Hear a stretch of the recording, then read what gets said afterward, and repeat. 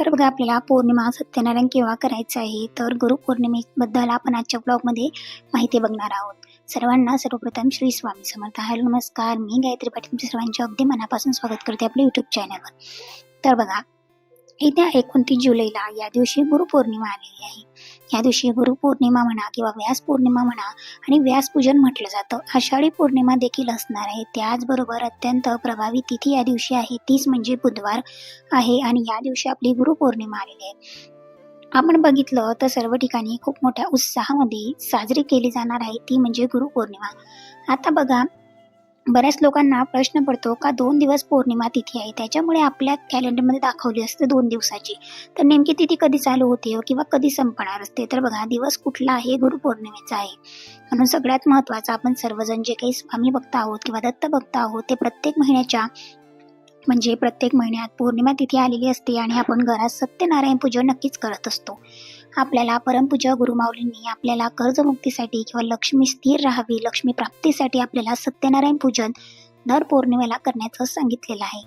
त्याचबरोबर तुम्ही बघितलं तर आता सत्यनारायण पूजनांक आपण कधी करणार आहोत, तर बघा 28 जुलैला म्हणजेच मंगळवारी करायचं आहे का 29 जुलैला बुधवारी करायचं आहे, असा प्रश्न बऱ्याच लोकांना पडतो. जेणेकरून तुम्हाला सुद्धा असा प्रश्न निश्चितच पडला असेल. तर बघा प्रत्येक महिन्याच्या पौर्णिमेला आपण जे काही सत्यनारायण पूजन करत असतो किंवा जे काही साधं सुद्धा जे काही तुम्ही सेवा करत असता, अखंड लक्ष्मी प्राप्तीच्या ज्या काही आपण सेवा करत असतो, कर्ज निवारणीसाठी सगळ्यात प्रभावी सेवा आहे ती म्हणजे सत्यनारायण पूजन. त्यामुळे आतापर्यंत जर कधी या अगोदर तुम्ही मागच्या महिन्यापर्यंत सत्यनारायण तुमच्या घरात केला नसेल, तर निश्चितच या गुरुपौर्णिमेपासून तुम्ही सत्यनारायण पूजन करण्याला मात्र सुरुवात करू शकता. आपल्याला सगळ्यांना माहिती आहे का गुरुपौर्णिमेपासून आपण श्री स्वामी समर्थ महाराजांना आपलं गुरुपद देत असतो, आपण सेवेकरी म्हणून स्वीकार करत असतो आणि आपण स्वामी समर्थ महाराजांना आपले गुरु मानत असतो. ह्या दिवसापासून आपण पुढच्या गुरुपौर्णिमेपर्यंत आपण आपल्या नित्यसेवा असेल, ज्या काही सेवा असतील त्यांना सुरुवात करत असतो. एक छान प्रकारे आपण खूप छान सेवा आपल्याकडनं होत असते. म्हणजेच प्रत्येक महिन्याच्या पौर्णिमेला सतत घरामध्ये किंवा कारण अजून एक महत्त्वाचा प्रश्न असतो का खूप जणांनी तो म्हणजेच की काय, तर प्रत्येक महिन्याच्या पौर्णिमेला जर एखादा वेळी अडचण आली, सुतक पिटाळाला, तर मग अशा वेळेस काय करायचं. तर बघा पौर्णिमेला जे आपण सत्यनारायण पूजन करत असतो ते असं असतं का याच वेळी करायचं हे ते चुकवता येत नाही. पण जर एखाद्या वेळेस चुकलं तर मग ते नेमकं कधी करायचं, तर बघा आपण त्या महिन्याची वाट बघत असतो पूजन करण्यासाठी, असा सुद्धा बऱ्याच लोकांना प्रश्न पडत असतो. बघा सर्वप्रथम गुरुपौर्णिमा अत्यंत महत्त्वाचा दिवस मानला गेलेला आहे, कारण खूप दत्तभक्त स्वामी भक्तांना मागच्या 21 दिवसापासून म्हणजेच तर 9 तारखेपासून 9 जुलैपासून ते 29 जुलैपर्यंत 21 दिवसांची जी काही स्वामी सेवा चालू आहे, मग त्यामध्ये स्वामी चरित्रसारामृताचं पारायण असू द्या, तारक मंत्राचं तीर्थ बनवण्याचं नामजप असू द्या किंवा आपलं लिखित नामजप असेल, नामस्मरण असेल, इतर स्तोत्रमंत्र असतील, दत्त महाराजांच्या सेवा असतील, दत्त भावनिक असेल, गुरुचरित्राचा 14वा 18वा अध्याय असेल किंवा ज्या काही तुमच्या 11 दिवसांच्या सेवा असतील, 21 दिवसांच्या सेवा असतील ना, किंवा बऱ्याच लोकांनी 7 दिवसांच्या सुद्धा सेवा केलेल्या असतील, तर या सगळ्यांना एकच सांगायचं का ज्या 7 दिवसांच्या सेवेत जमलं नाही किंवा ज्यांना 3 दिवसांच्या सेवा 2 दिवसांच्या सेवा सुद्धा जमल्या नाही, त्यांनी 1 दिवसीय तरी नक्कीच मात्र या सेवा केल्या असतील. तरी सुद्धा श्री स्वामी समर्थ महाराज दत्त महाराजांपर्यंत नक्कीच आपलं जे काही सेवा आहे ती पोहोचणार असते. ज्या काही आपण मनापासून खरंच सेवा करत असतो त्याचा आपल्याला निश्चितच फायदा होत असतो. आणि तुम्ही किती सेवा करता यापेक्षा तुम्ही खरंच किती मनापासून करताय ते महाराजांपर्यंत निश्चितच पोहोचत असतं. बघा तुम्ही 21 दिवसाचं करायला पाहिजे असं नाही, कारण संसारिक माणसाच्या आयुष्यात प्रपंच आणि परमार्थ ह्या दोघी गोष्टी सांभाळून आपलं अध्यात्म आपल्याला करायचं असतं. त्याच्याचमुळे जास्त आपल्याला जेवढं जमतं तेवढं आपण करण्याचा निश्चितच प्रयत्न करत असतो. त्याचबरोबर गुरुपौर्णिमा असेल किंवा जी कुठली पण सेवा तुम्ही करत असता, तुमच्या ज्या सगळ्या सेवा आहेत त्या प्रभावी ठरणार आहेत. आता प्रत्येक महिन्याच्या पौर्णिमेला आपण सत्यनारायण पूजन करत असतो. आपल्या सगळ्यांना माहिती आहे का आपण म्हटलं तर काल आपली आषाढी एकादशी आता लवकरच झालेली आहे. आजपासून आपल्याला चातुर्मासाला देखील सुरुवात झालेली आहे. चातुर्मास हा कोणाला समर्पित आहे, तर भगवान विष्णूंना समर्पित आहे. भगवान विष्णू चातुर्मासामध्ये भरभरून सेवा, नामस्मरण, स्तोत्र, मंत्र पठण केले जात असतात. आता बघा किती छान योगायोग आहे का चातुर्मासाला आज सुरुवात म्हणजे आता शनिवारपासून चातुर्मासाला सुरुवात झालेली आहे आणि सगळ्यात प्रभावी तिथी पहिली आलेली आहे तीच म्हणजे पौर्णिमा. म्हणजेच येत्या बुधवारी सत्यनारायण पूजन असणार आहे आणि सत्यनारायण पूजन जे असतं ना ते सुद्धा भगवान विष्णूंना समर्पित आहे. कारण काय होतं ना सत्यनारायण देवता हे भगवान विष्णूंचंच एक रूप आहे.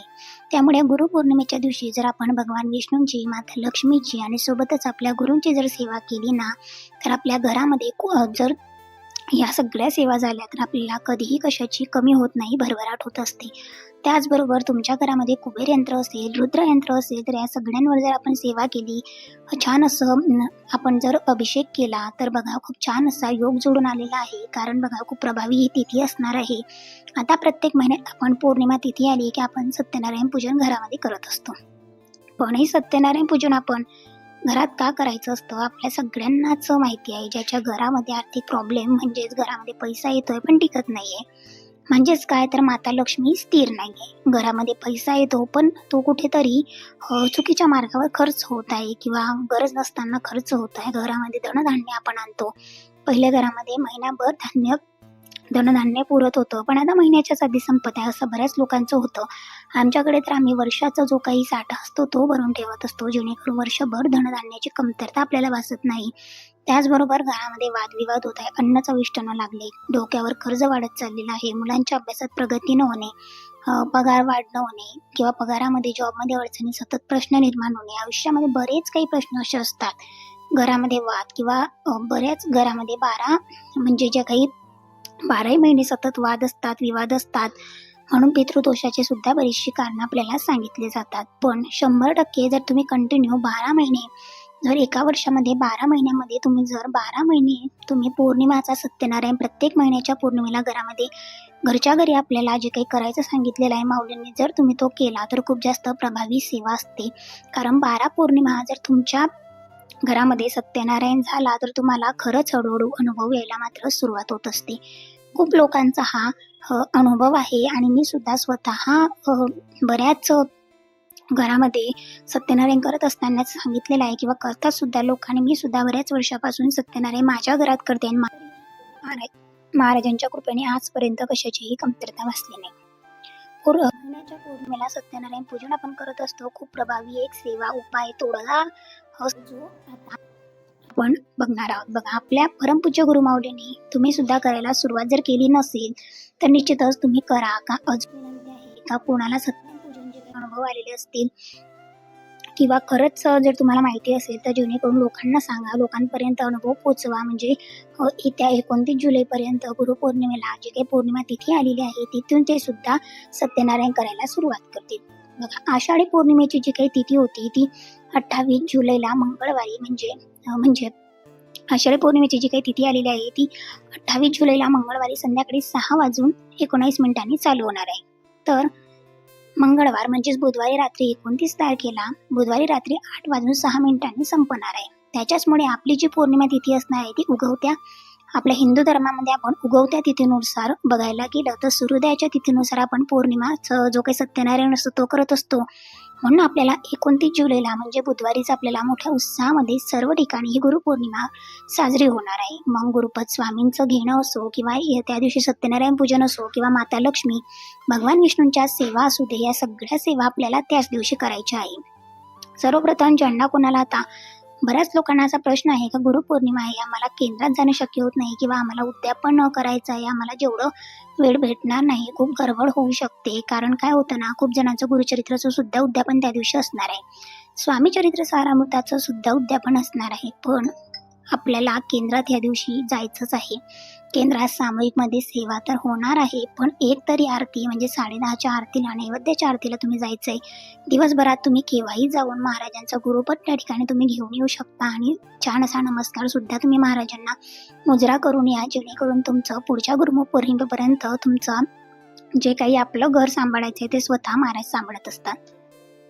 त्याचबरोबर कसं होतं ना बघा सत्यनारायण पूजन आम्ही केव्हा करायचं तर सत्यनारायण पूजन आपल्याला मंगळवारी तिथं पौर्णिमा तिथी सुरू होणार आहे आणि बुधवारी संपणार आहे. तर बुधवारी आपल्याला सत्यनारायण पूजन आपल्याला करायचं आहे.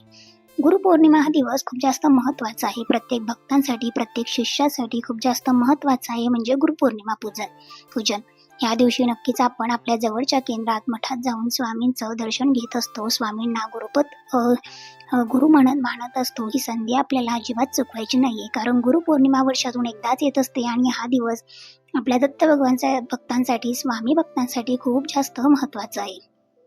बघा, 29 तारखेला जर तुम्हाला गडबड होणार असेल तर तुम्ही निश्चितच तुमचं जे काही वेळेचं नियोजन आहे ते तुम्हाला करायचं आहे. पण सत्यनारायण, सेवा आणि गुरुपौर्णिमा ह्या आपल्याला बुधवारीच करायच्या आहे. त्याचबरोबर आपल्याला सत्यनारायण पूजन आपण हे प्रदोष काळात करत असतो हे सुद्धा तुम्हाला माहिती आहे. किंवा तुमच्या घराजवळ जर स्वामींचं मंदिर म्हणजे भक्तांचं मंदिर वगैरे असेल, स्वामींचा मठ असेल, केंद्र असेल, तर तुम्ही दिवसातून सकाळ, दुपार, संध्याकाळ, कारण गुरुपौर्णिमेचं गुरुपद हे प्रत्येक केंद्रामध्ये सामायिक पद्धतीने दिलं जातं आणि संध्याकाळी 6 वाजेपर्यंत गुरुपद जे काही असतं ते दिलं जातं किंवा ती सेवा सुरू असते. म्हणून तुम्ही केव्हाही जाऊ शकता. संध्याकाळी आपल्याला प्रदोष काळात सत्यनारायण करायचं आहे. कारण प्रदोष काळ माता लक्ष्मी आणि भगवान विष्णूंच्या सेवासाठी अतिशय पवित्र मानला गेलेला काळ आहे. तुम्ही घरामध्ये जरी पूर्ण पूजन केलं आणि त्याच्यानंतर सुद्धा तुम्ही जाऊ शकता किंवा तिथून आल्यावर जरी तुम्ही दिवसभरात सेवा करू शकता आणि संध्याकाळी पौर्णिमा पूजन करू शकता. आता असं होतं का येणाऱ्या गुरुपौर्णिमेच्या वेळी जर मासिक धर्म आला किंवा सुतक विटाळ चालू असेल तर मग आता काय करायचं, तर प्रत्येक महिन्याची पौर्णिमा आपण पूजा करत असतो आणि नेमकं कधी करायचं, तर पुढच्या येणाऱ्या पौर्णिमेपर्यंत आम्ही वाट बघायची का? तर बघा, महिन्यातली पौर्णिमा आपण स्किप करायची का? तर तसं नाही. तुम्ही काय होतं ना, जर आता ह्या वेळेस मासिक धर्म सुटक विटाळ असेल किंवा अडचणी असतील तर तुम्ही नाहीच करू शकत. तुम्ही बाहेरगावी गेला असाल तर तेव्हा सुद्धा येणं शक्य होत नाही, तर त्या काळात तुम्ही घरी पूजन नाही करू शकत. पण तुम्ही आठवड्यातून कोणताही एक छान असा शुभ दिवस बघून ह्या दिवशी तुम्ही पूजन करू शकतात किंवा एखादा गुरुवार, मंगळवार किंवा शुक्रवार. कारण परमपूज्य गुरुमाऊलींनी सुद्धा सांगितलेलं आहे का एखादी पौर्णिमा जर आपल्याला सापडली नाही तर आठवड्यातून केव्हाही आपल्याला पौर्णिमेचं पूजन करता येतं. आणि आता तर चातुर्मास आहे, भगवान श्रीहरी विष्णूंची केव्हाही जी काही तुम्ही पूजा करणार आहात ते तुम्हाला फलद्रूप होणार आहे. बघा, सत्यनारायण पूजन जरी तुम्ही घरामध्ये केलं तरी चालणार आहे. कोणत्याही पौर्णिमेची वाट बघायची गरज नाही आणि येणारी पुढची पौर्णिमा निश्चितच तुम्ही त्या दिवशी सुद्धा पौर्णिमेचं सत्यनारायण पूजन करायचं आहे. त्याचबरोबर प्रत्येक महिन्याचं सत्यनारायण पूजन घरामध्ये झालंच पाहिजे. पौर्णिमा तिथी खूप जास्त प्रभावी असते. काही जणांना शक्य होतं, काही जणांना होत नाही. पण चांगल्या शुभ मुहूर्तावर जरी एखाद्या घरात सत्यनारायण पूजन केलं तरी सुद्धा चालतं. कारण असं आपल्या गुरूंनी, आपल्या परमपूज्य गुरुमाऊलींनी सांगितलेलं आहे.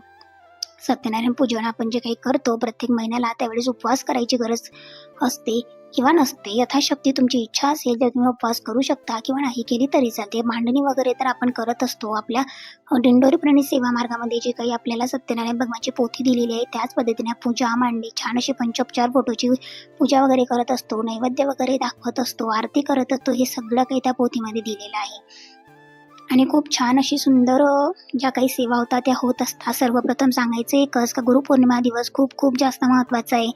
पण ह्या दिवसापासून आपण खरंच जर प्रत्येकाच्या घरामध्ये जर पौर्णिमेचं पूजन केलं तर येणाऱ्या निश्चित अशा वर्षामध्ये तुम्हाला 100% अनुभव येईल आणि खरंच अनुभव येताच लक्ष्मी प्राप्तीचे असू दे किंवा इतर जे काही अनुभव आहे ते तुम्हाला येतील आणि माता लक्ष्मीचा, भगवान विष्णूंचा आशीर्वाद तुम्हाला निश्चितच तुमच्या घरावर किंवा तुमच्यावर राहील.